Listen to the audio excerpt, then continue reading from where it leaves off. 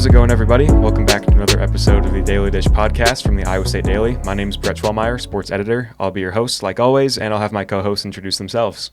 Hi, I'm Katie Schaefer, sports reporter. And I'm Ford Griffith, sports reporter. So yeah, Pavle's not with us today. He's sick, unfortunately, but you get to hang out with the three of us for the next 40 minutes to an hour, however long this is going to take. We're going to go back in time, look at the past two men's basketball games, the women's senior night game. Also, the men's senior night game is in there too. Then we'll look ahead at the women's Big 12 tournament, which is going to be starting up. It's actually going on right now, so we're keeping track on that as this goes along. But yeah, let's start off with the Arizona game last week. This, to me, for the men's team, felt like the most complete 40 minutes that Iowa State had played in a game this season. And I know that that's something that Otzelberger had been talking a lot about. A lot of the players were too, of we haven't played our best 40 minutes yet. This one felt like it was. 84-67 win. Really, Iowa State just kind of put the hammer down against this ranked Arizona team that a lot of people were really high on. I was one of those people too when the season started of this Arizona team is good.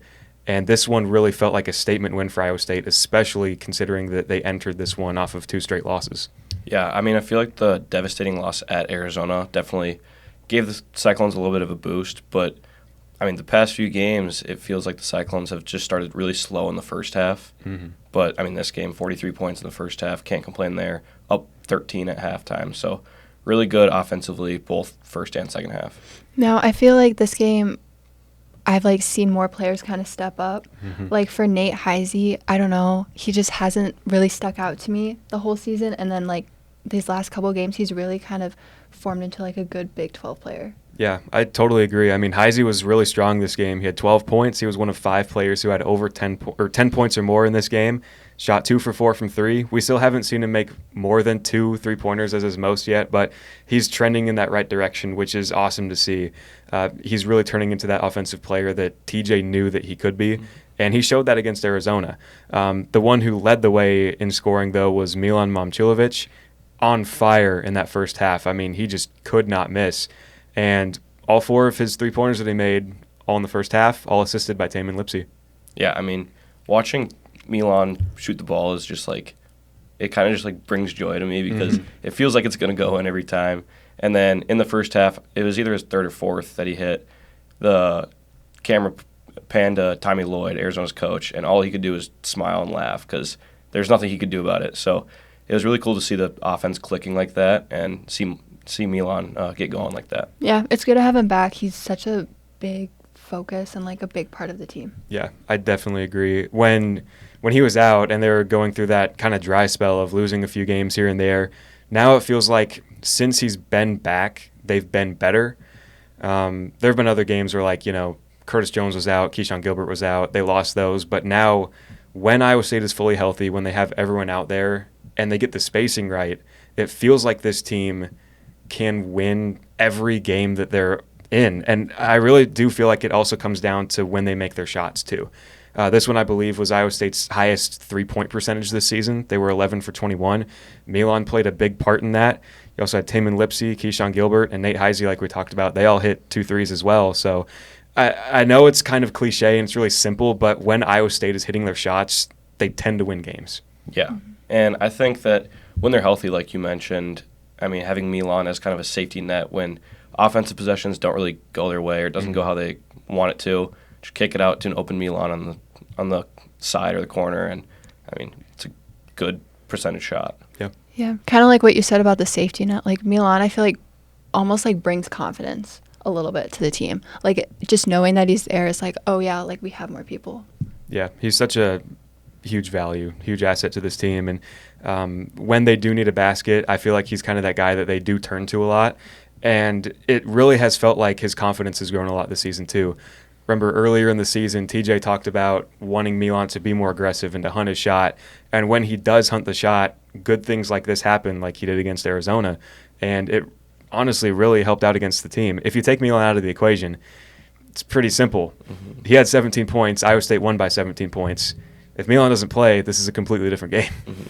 Yeah, for sure. And I think that also kind of goes back to the Houston game. Mm-hmm. That was one where in the second half, you could kind of see Milan expand his offensive game, where I think that could have helped his confidence grow because the offense was fully reliant on him in the second half of the Houston game. So I think that half really helped him and then gave him kind of a little bit more energy, confidence offensively in the recent games. Yeah. I know that Pavle and I were kind of talking about it, or at least I brought it up, of it feels like Milan, though, really has one half where he's a lot more dominant in. He does his scoring in one half and then kind of backs off in the next one. Sometimes it's the first half, backs off in the second. I feel like if Milan can kind of put that together and have two complete halves, this offense is going to be unstoppable. Definitely. Yeah. I think that kind of wraps it up for this Arizona game. We'll move over to the women's side now. Senior night against Kansas State. It was a really important game. They got that win that they needed against a ranked opponent. How did it happen, guys? Well, it was senior night. Emily Ryan, I mean, it was really cool to see her get honored. They did that post game, and it was just, the atmosphere was incredible. Yeah, I think this was probably the best game I've ever been to, I'm not going to lie. Like, the crowd was just all there. Like, yeah, like, the crowd shows up most of the time, but this one, like, everything was full, and it was just amazing to watch. Yeah, I mean, it felt like everything finally got put together where the Cyclones were able to shut down Serena Sundell for the most part, and then everybody was clicking. Emily Ryan scores the first basket. It was just a really cool environment to watch them play. Yeah, and then same with, like, Audie Crook. She had a new season best of 36 points in a game, which is incredible. It was so good to see her put together that double-double. For sure. And, I mean, the second half, the Cyclones were only up 1 at the end of the first half, and they really exploited them in the second half. Brett, not sure how much of this game you watched or not, but what do you think worked well in the second half? Well, I think that really just scoring points. The baskets fell, and they just kind of pulled away, it felt like. Also, I feel like the defense kind of ramped up or stayed steady throughout the second half.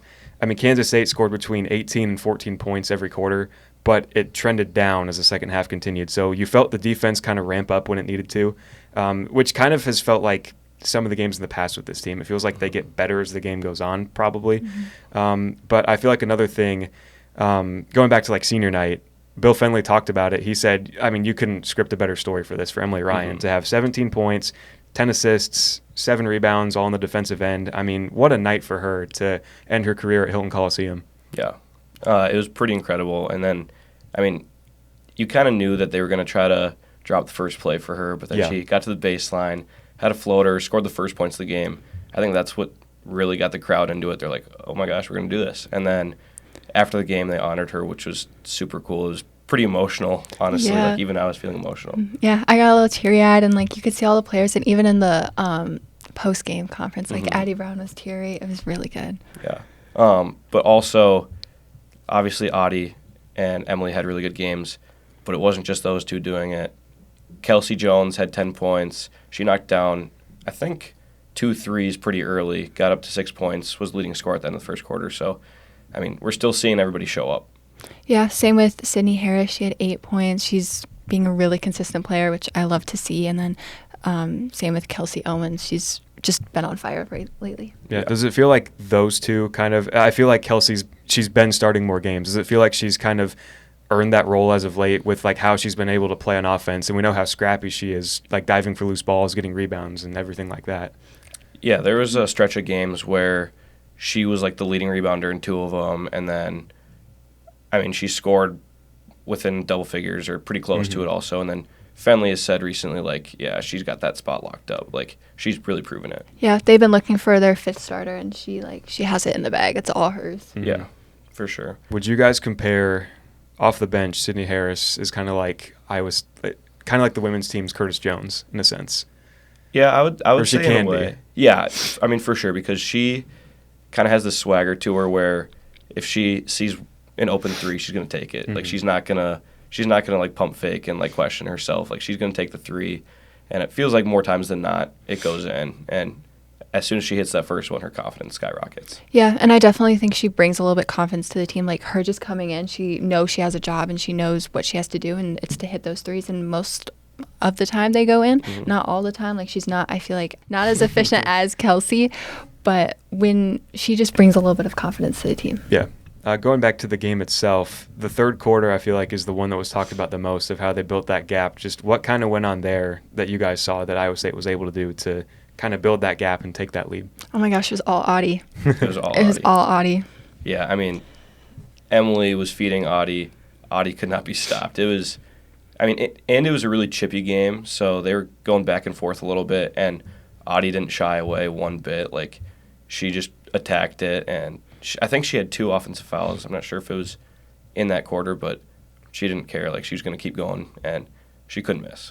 No, and the defense has been was so difficult the whole game. They were just on top of it. Audie was on the floor a couple times. Emily Ryan left the court. She was my bleeding goodness. so much that She's game. She had to change her jersey. Yeah. Exactly. And this was the second time she did it in the K-State. So it was just a brutal game, but Audie was just so consistent, and she kind of just figured it out. It just ticked in her brain a little bit oh, I know what to do now. Mm-hmm. Yeah, I mean, the 36 points kind of speaks for itself. Also the 10 rebounds. So, finishes out the regular season with another double-double. I thought that her shooting was immaculate. This is what we saw her do in the NCAA tournament last year. A huge performance like this, 14 for 18 shooting. And I feel like right now, the way that this team is playing, if you look at their last 7 games, they're 6-1. If you look at any other stretch of 7 games, at best they're 5-2. So they are playing their best basketball right now. And I feel like it's going to translate into the Big 12 tournament because Fenley's teams in the past have always been really strong in Kansas City. What do you think? Yeah, I could see it happening.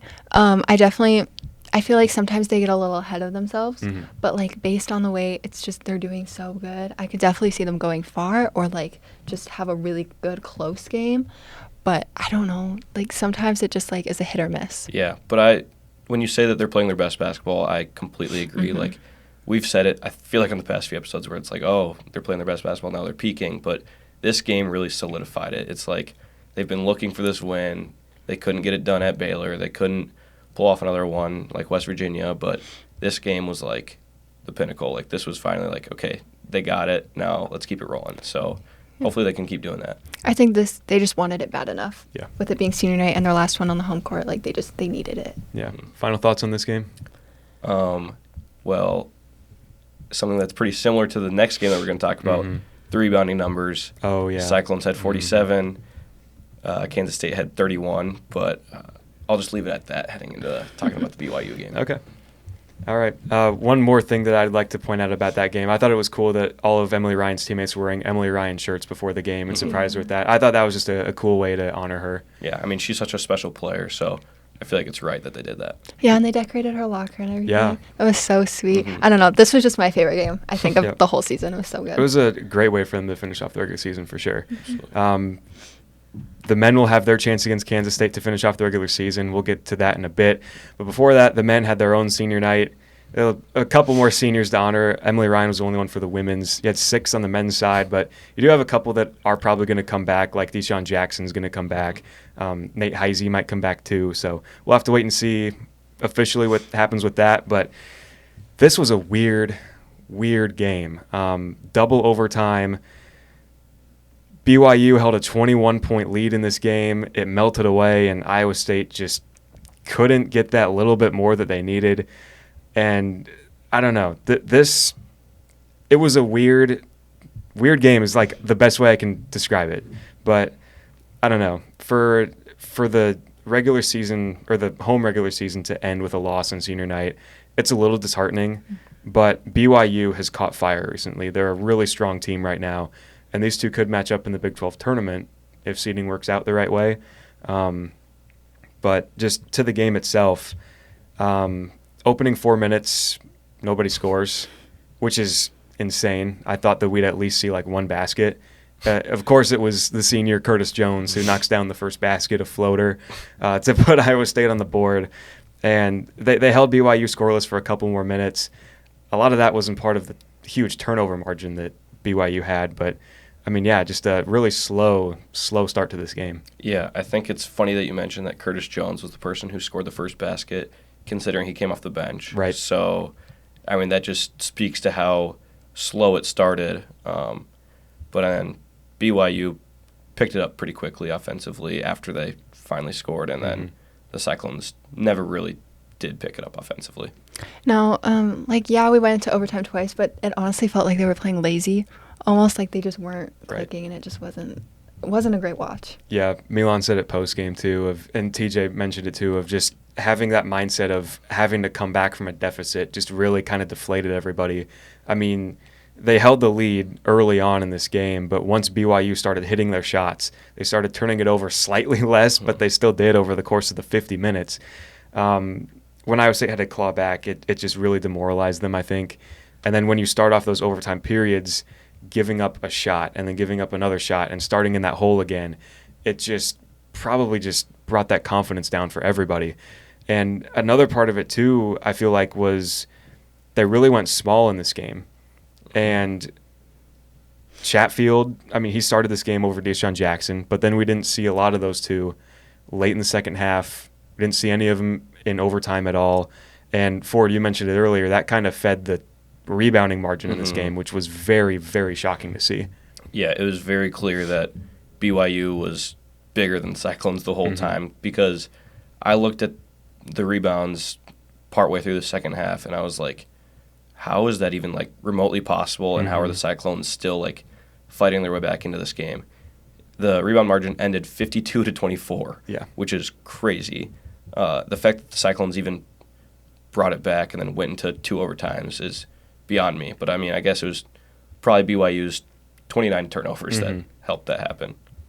Yeah, TJ mentioned it. He was like, when you do that, when you go with small ball, you know, you have the speed there, you can force those turnovers, but then you're sacrificing that height, that ability to get rebounds. But when you do kind of look at Iowa State's roster, like we've seen Keyshawn Gilbert get some rebounds when he flies in there. Taman Lipsy can rebound.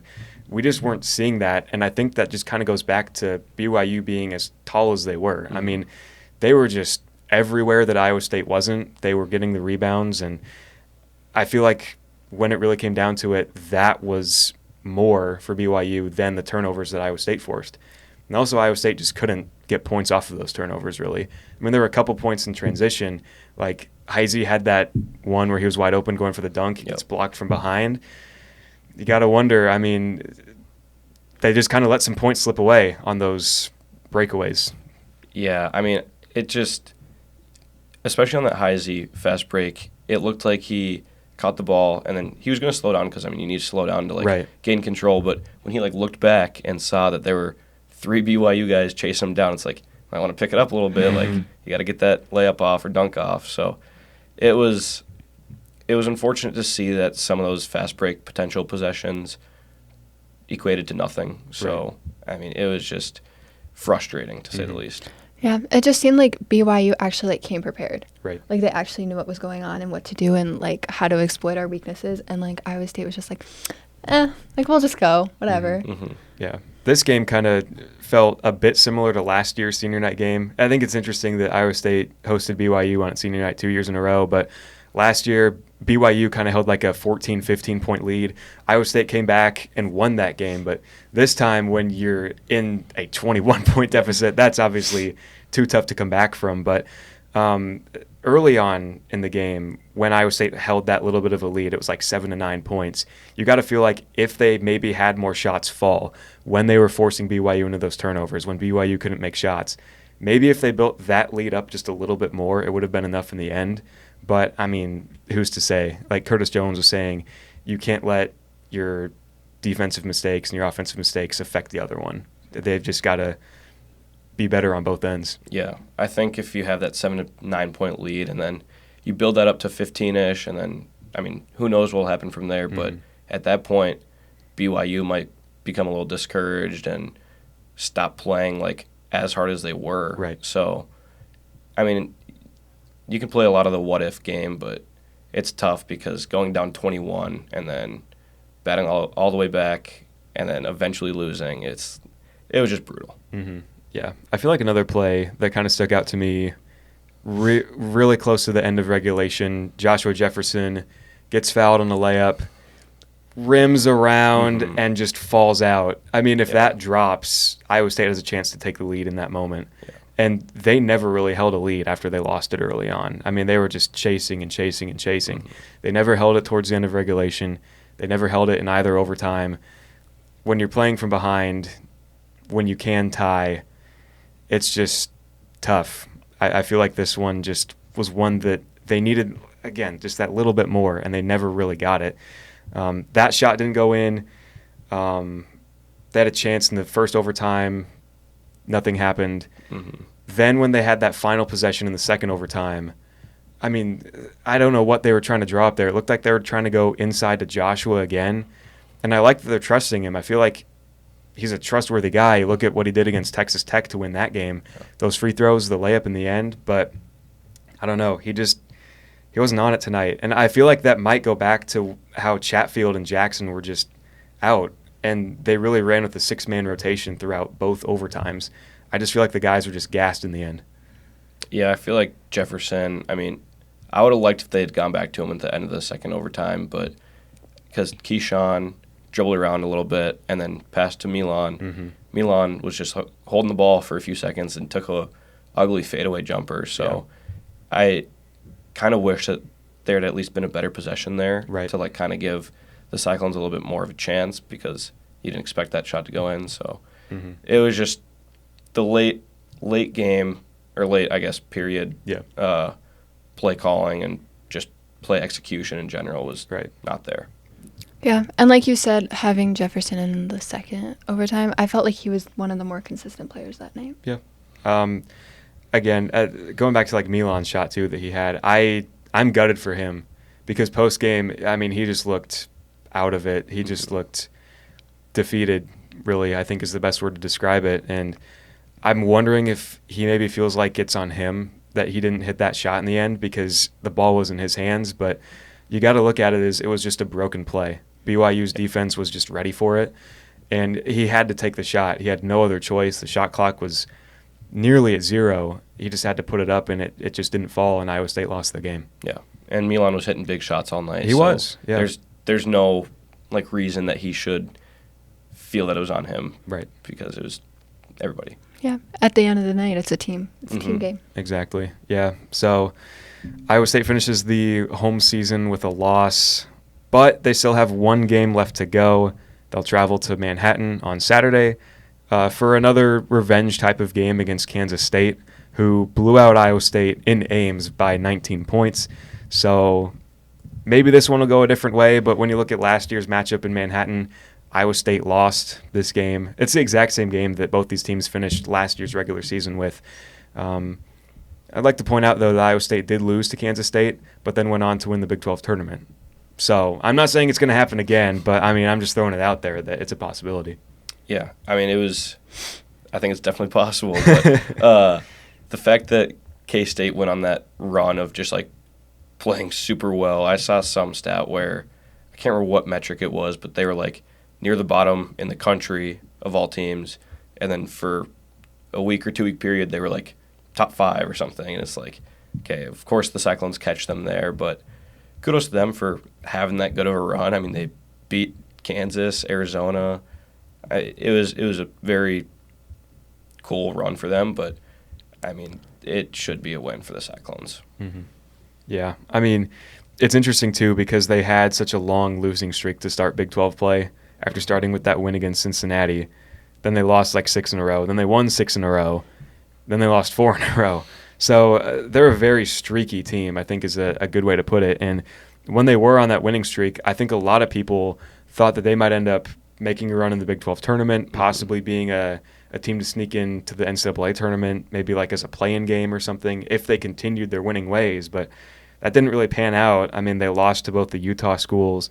They lost to Arizona State and UCF. Just some questionable losses in there. Not the BYU one too much. That was when BYU was starting to, catch fire. But the other ones were a little interesting, I would say. Right now, as we're recording this, they're taking on Cincinnati in Cincinnati. So we'll have to see if Cincinnati ends up winning that one or not. We'll have to see if Kansas State enters this game on a 2-game winning streak or a loss. So I feel like in this one, though, both teams are going to be looking for blood probably. Iowa State wants revenge. Kansas State wants to finish off their senior class with a win on senior night. So I think it's going to be a scrappy game, which is exactly what we saw against BYU too. Yeah, and I mean, I think I'd like to point out that the Iowa State women's game against Kansas State was really scrappy. It seems that just in general there's pretty bad blood between these two schools, so I'd expect to see that. Yeah, and they're like if you look at all the past games, their point difference is always super close. Like Kansas State averages like 72.4 points per game, and the opponent is 70.3. So it's gonna be a good one. Yeah, you got to feel like Iowa State has to come out with a hot start in this one. They have to start the game like they did against BYU, but they cannot let Kansas State do anything to get back into this game. And I feel like the one guy that you really have to watch out for is Coleman Hawkins in this one. I mean, obviously he's the one who basically ended Iowa State's season last year. He was a pretty good presence in the game that they had against Iowa State the first time, but you also got to look at McDaniel. Had 20 against Iowa State the first time. Obviously, you're going to want to shut him down too. So I feel like it's that duo that Iowa State really has to look at of locking those two down if they want to win this game. Yeah, Coleman Hawkins, especially for me personally, because the way that he I think he got paid like $2 million to go to Kansas State. He was like bragging about how good he is. So it'd be really awesome to see the Cyclones shut him down, especially because he's a pretty cocky player. I feel like he's pretty confident in himself, maybe a little bit more than he needs to be or should be, but I'd like to see Jefferson. I'm assuming Jefferson will be guarding him. Probably. So that'll be a fun matchup for sure. Yeah. I feel like sometimes, though, you have to have that confidence in yourself. Sure. Maybe not like the cockiness so much, but like if you're confident in yourself and your abilities, you can do great things. And we did see that during the middle of the Big 12 season, which I also think it's interesting, too, that Kansas State, it feels like, is kind of the opposite of how a lot of other teams kind of operate. Like, it feels like usually teams would start off hot in conference play, then dip, and then find it at the end again, which is kind of what Iowa State was kind of doing in a way. I mean, had they beat BYU, I feel like, they'd have more momentum and everything like that. But I don't know. I'm excited for this game, though. It should be a good one. Should be close. We'll be there for it. So, yeah, it should be a good time. Yeah. So, women's basketball Big 12 tournament has started, today being Wednesday. This will be uploaded on Thursday, though, which will be the day of Iowa State's first game. And Iowa State enters as the 7 seed. They'll be taking on either Cincinnati or Arizona State. That game's going on right now. Arizona State's kind of gapped to a pretty big lead, so it looks like the Sun Devils will likely be the team that Iowa State faces tomorrow at 5:30 on ESPN+. Guys, what are we in for Iowa State for the Big 12 tournament? What do you think, Katie? Well, I have to say I thought Cincinnati was going to beat Arizona State, but by the looks of it right now, looks like Arizona State's going to win. If Arizona State is coming to play, I definitely think they're going to be an issue coming for Iowa State, but I think Iowa State's going to be able to shut them down pretty simply. Yeah, I think that the regular season matchup, Cyclones beat them 90-83. It was really high scoring, didn't even go to overtime, so one of the highest scoring regulation games that I've seen.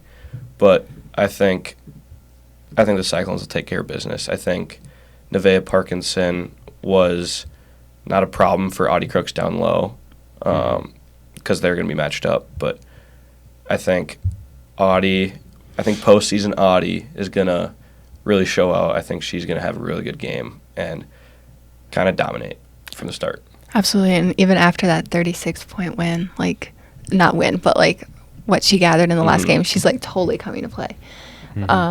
She does. I don't know how tall Nevaeh Parkinson is. 6'3". That's not too bad. I feel like she definitely has trouble with the taller players. So I think she should be fine. Yeah, and you look back on that performance. Audie shot 9 for 19 in that game. It feels like, honestly, if she can just get that same volume of shots up and just a couple more fall, Iowa State's going to be golden. You rely on the defense to do its thing. I feel like, Emily Ryan, Ariana Jackson, Kelsey Jones, if Audie can get a block or two in there as well, I feel like it's not too far out of reach. The only thing that does worry me is Arizona State did prove that first time, and they're proving it again right now. They can score the ball effectively. I mean, they had 5 players scoring double figures last time. So I feel like if you're Iowa State, you might just want to try and limit a couple of those players. I mean, obviously, there's going to be some that score. You're not going to be able to stop everybody, but just limit a few to just less, Yeah, I agree completely. And you mentioned at the start of that how Audie was 9 for 19 in that one. The last two games of the regular season, she shot 75% or better. Yeah. So, which is absurd. I'm not saying that she's going to do that, but if she can go over 50% and get that same volume. And then if the Cyclones can stop Jaylen Brown, which I'm not totally concerned. I think Ariana Jackson has done a really good job stopping the top scorers, top players for a majority of these Big 12 teams. Right. I think the Cyclones won't need to worry about a ton of scoring for Arizona State. I mean, they shoot 40% from the field as a team, so if they can hold them to a little bit below that, then I think they should be looking good. Yeah, and going back to the Audie thing you mentioned earlier, I think most of the assists go to Audie. Mm-hmm. And I feel like everybody's really improved on their passes to her. Like, they're not down by her ankles. They're not really lobbing her. Like, it's going good. And Addie Brown has, like, improved so much more with the assists, and she's taking on that point guard role. And same with Emily. Like, she's great. So I think having both of those guys as, like, key players will be really good. Yeah. Another stat that kind of screams out at me, Iowa State has the sixth best offense in the Big 12. Arizona State has the worst defense. They give up the most points to anybody, and that's kind of reflected on the team field goal percentage too. Iowa State's third in that. They just beat Kansas State, who's number 1. Arizona State holds opponents, they're number 13. So they let opponents score a lot. They let them shoot very well. If Iowa State can get off a good volume of shots, and we know that they can make three-pointers. There have been points in the season where it's been tough for them at times, but we know that they can. So I feel like if you can just get off a good volume of shots, some are going to fall eventually. I feel like that might be a way that they could go about this game. Yeah, and I mean, the Cyclones, the first matchup, shot 10 for 18 from 3, which, I mean, is obviously great. Reagan Wilson had 2. I don't think she'll play tomorrow, if I had to guess. Sydney Harris had 2. Ariana Jackson had 4. So it was a really good shooting game last time, but Arizona State's going to give them to us, so Cyclones are going to take them. I'm not worried about that. And now we're adding Kelsey Owens into the mix. Mm-hmm. And Ariana Jackson is getting really strong, so I have no doubt like our three-pointers will definitely improve if we're open on the arc, because all the attention's going to be on Audie. I feel like another big part or talking point about last game was the sheer amount of free throws that Iowa State had compared to Arizona State. I mean, 9 personal fouls for Iowa State. That's awesome for them. Like, you want to keep that low. Arizona State committed 26. Iowa State shot 38 free throws compared to Arizona State's 13. The other thing about that is Iowa State only shot 68% from the line. Arizona State only missed 1 of those 13 free throws. So I feel like that's another part of it too, of the volume of shots versus like the quality of shots. If Iowa State can get to the line more than Arizona State, they might be okay. But if Arizona State's going to the free throw line at an equal or greater amount than Iowa State, they could be in trouble. Yeah, I mean, obviously the Cyclones got a lot more attempts, but 26 for 38 is not ideal. And Addie Brown was a big part of that. She shot 8 for 16 from the line. I think she was definitely frustrated about that mark. I think that's been an area where the Cyclones have struggled at times this year, and Addie Brown, I think, has been a big part of that. But if she is feeling confident like she usually is and knocks those down early, then I don't think it should be a problem for the Cyclones. But, I mean, you never know if we're getting the same volume. Yeah, and then earlier in the season, we had a loss mostly because of free throws. Like, we just couldn't make them. And Audie, like, just, like, escalated it. Like, that was something she really worked on. So I think we've definitely seen improvement behind the line, but I think we're good with that. Okay, yeah. I mean, I'd probably agree too. I feel like the free throws aren't like too much of an issue, especially when you're shooting a lot every game. And I feel like Audie kind of is a big part of that too. I feel like the way that they feed it inside to her, the way that she can draw contact and get to the line, that's a big help. And when she hits free throws, it really helps the Cyclones. And obviously when you look at players like Emily Ryan, Ariana Jackson, odds are they're probably going to make theirs. I feel like those two are probably the best 2 from the line for this team. Emily Ryan especially. I feel like she's just automatic every time. Yeah, and I feel like we've seen Emily, Ariana, Kelsey, those guards that play a lot. We've seen them drive a lot more than early in the season. It's felt like they've grown more confident on offense, whereas they're not just relying on getting to Audie and making a layup. Like, they feel comfortable driving. So they drive a lot, and if Arizona State fouls even close to as much as they did last time they played, I mean, 5 players with 4 fouls, 1 player fouled out, then I think those 3 will get to the line a lot and get a lot of chances. Yeah. How about we look at the bracket really quick? I mean, when you look at the bracket overall, Iowa State enters as the 7 seed. The 6 teams ahead of them are the 6 teams that they lost to in conference play. And one thing that I thought was interesting about Iowa State's record specifically, 12-6 this year. You add 4 more teams, or 2 more teams technically, to the conference. They're the 7 seed. Last year, same exact record, but they were the 4 seed. So they're a little bit lower, even though they did the exact same in conference play, which is a little interesting to me. But I feel like you've got to look at TCU coming into this as the favorite. I mean, you have the Big 12 Player of the Year, right, in Haley Van Lith in her first year with, in TCU in the conference. She's taken it by storm. I'll say, though, Iowa State did keep it close with TCU when they came to Ames. Yeah. Katie, you got it? Yeah, they shut down Sedona Prince, which was a big factor. Yep. I don't remember what went wrong in that one. Honestly, just kind of second half, yeah. they just kind of Haley fell apart. Yeah. Yeah. I mean, they kept it close the entire first half, down by 1 at halftime, I think it was. No, and they've definitely improved on keeping it more consistent and coming back a little bit. So honestly, I feel like they definitely have the potential to beat TCU if it comes to it, but they're going to go up against Baylor, I believe, which is definitely going to be not my favorite watch. See, Iowa State, I mean, it feels like they always kind of match up with Baylor in the Big 12 tournament. Like, they played them last year. They did beat them. I don't know about this year, though. I mean, they did meet the one time on the road, so or no, was it at home? It was on the road. Okay. Yep. So still, I mean, it's just funny that I feel like these two always match up every year in this tournament. Also, you look at Oklahoma State, obviously a very good team right there, really good scorers. West Virginia, always a tough one. I felt like that one was the last kind of big loss that Iowa State had. If we're, looking at the good teams that they played and just kind of the games that they didn't really compete in, I felt like after that one, Iowa State kind of flipped the script on everything and just kind of kept games close or just kind of started winning games on their own. Yeah, right after that one, they won 2 straight against BYU and UCF, and then took on Kansas State, took them to OT. Yep. But since then, I feel like they haven't really let teams that are of equal or close to their level, even compete for the most part. So, I mean, that just part of the bracket stinks because I feel like of the top 4 seeds, I mean, I might be a little controversial, but I feel like Baylor's the last team I would want to face in the quarterfinals. I think even though TCU is the 1 seed, the way that Audie played against Sedona Prince was incredible, pretty surprising, honestly. But yeah, Baylor's just a tough matchup. Yeah, it's their defense all the way. They're just so strong on it. Yeah.